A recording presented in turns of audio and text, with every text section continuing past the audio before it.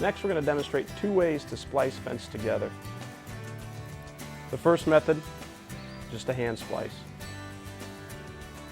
Butt the knots up to each other. Have enough excess to wrap. Use a fence tool if needed.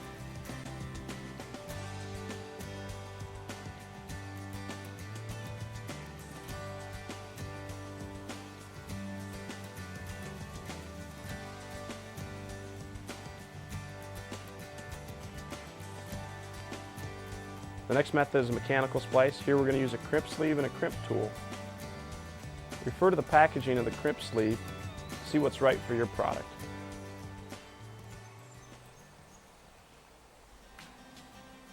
These are nice to use because they're relatively quick and they look nice in the end. You'll notice we crimped this sleeve 3 times. And again, that's to the manufacturer's recommendations. Just trim off the excess, just so you don't have any long wires protruding out for an animal to get injured on. Moving to the other end, cut the wire a bit long, leaving enough for tie-off.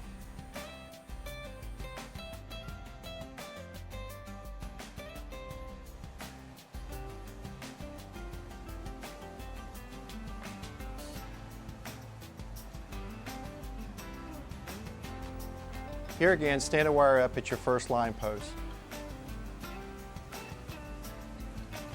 You can stand the wire up and install a stretcher bar. This can be a commercial item purchased at your local ag supply store or online on our website, or you can simply use 2 2x4s bolted together.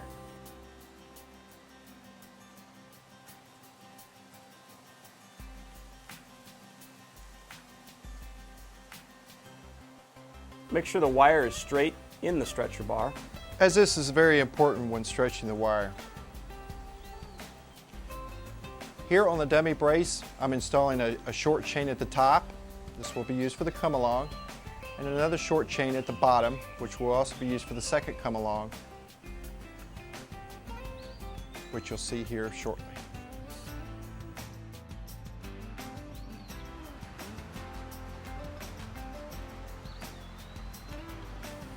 Next, you'll want to install your come-alongs to your dummy brace. And there's your 1-ton come-alongs, which normally have about 12 foot of cable, which allows you plenty of room to maneuver.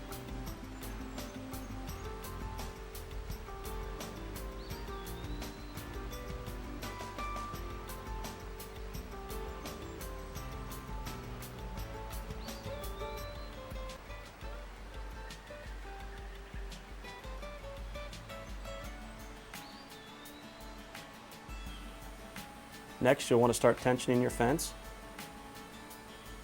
alternating between top and bottom. And be aware of any obstructions that may be in your fence row, such as roots or stumps sticking up that could catch on the vertical wires. Walk your fence line again to check for those obstructions, or maybe where it could be hanging on a T-post or anything such as that. Walk the fence line to stand the fence up.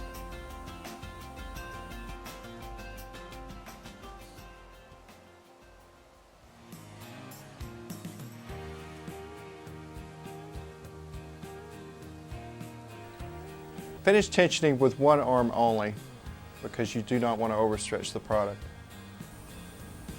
As you can see, using that dummy brace adds force back into the system.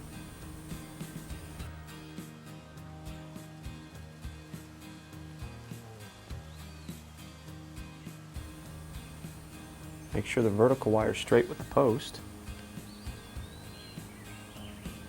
so you have equal tension on top and bottom.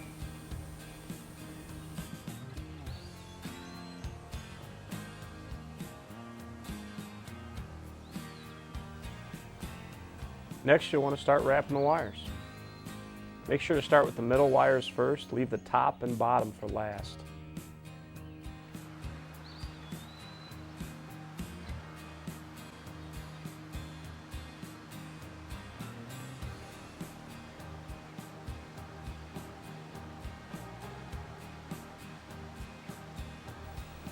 Strip your vertical wires and wrap one wire at a time around the post to itself,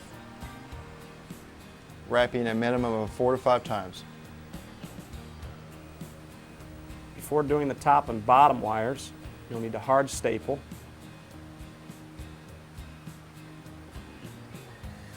And let off on the come along slightly before cutting.